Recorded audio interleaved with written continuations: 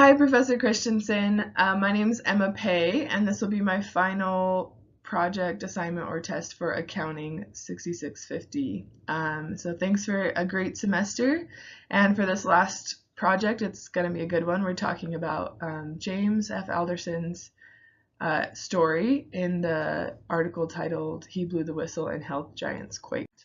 So the article, to briefly summarize, is about a small-time hospital accountant named James F. Alderson and his journey as a whistleblower going up against 4 health giants, including the Quorum Health Group, Columbia, HCA Healthcare Corps. They were accused of fraud for reporting different expenses to the government, and he was fired for refusing to create these second expense books, which he refused to do because he knew that it was unethical. And after that, he was fired from his job. He found it difficult to find work, and he decided to pursue this as a whistleblower because he believed it was an ethical issue that needed to be exposed. What he didn't know is that he would have to go through a 6-year qui tam legal battle, which included great personal expense and sacrifice, both financially and time.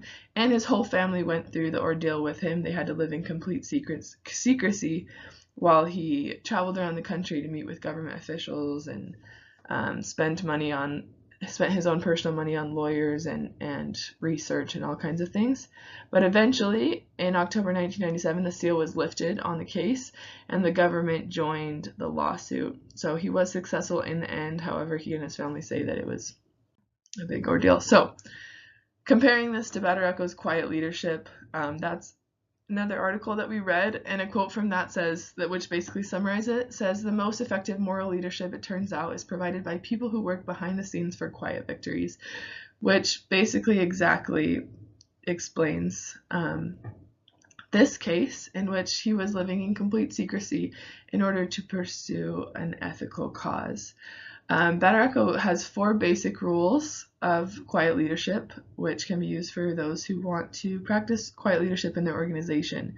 It includes, number 1, put things off until tomorrow. That way you have time to explore other avenues and see if there's any other options for you before you go to extremes. Number 2, pick your battles. Make sure that it's something worth pursuing and that you have the social capital for it. Number 3, bend the rules, don't break them. And number 4, find a compromise. And in all situations, it looks different and there's different ways. In this case, he was fired early on, and so he didn't have the time to really pursue all different avenues.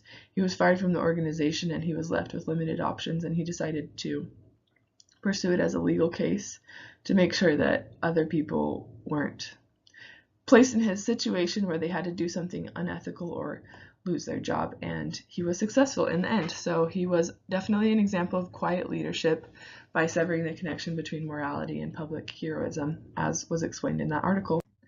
Finally, we're going to compare it to IMA's resolution of ethical conflict. In this case, it was interesting because it seems that he didn't have the training on being a whistleblower that we're receiving in this class. So it's very possible that if he had that knowledge and information, he would have taken a different route. However, given his set of circumstances, I think he was successful, although it took a long time. So IMA suggests, number 1, discuss the issue with your immediate supervisor. He did this in a way, he told them that he wasn't going to participate because he knew it was unethical. However, after that, he was fired from his job, which kind of skips to the last of these steps that IMA guideline outlines. They suggest going through all the steps and then, as a last resort, to leave the organization. However, he didn't have that luxury. He had to leave the organization after taking that first step. The next step is to have a confidential discussion with an IMA ethics counselor. And as I said, he didn't really know all of his resources. He heard from a friend about the whistleblower protections. So he didn't do that exactly. And then finally consult a personal attorney to discuss legal obligations and rights. And he kind of had to experiment with that. He had several different lawyers. Some of them didn't know as much about this type of case. But in the end, he did find a specialist in qui tam cases like this, and that ended up helping him a lot and sped up the process from there. And then the last step is to exit the organization, which, as I said, he did that a little bit earlier on. So that's 5 minutes. That was a brief summary of those resources.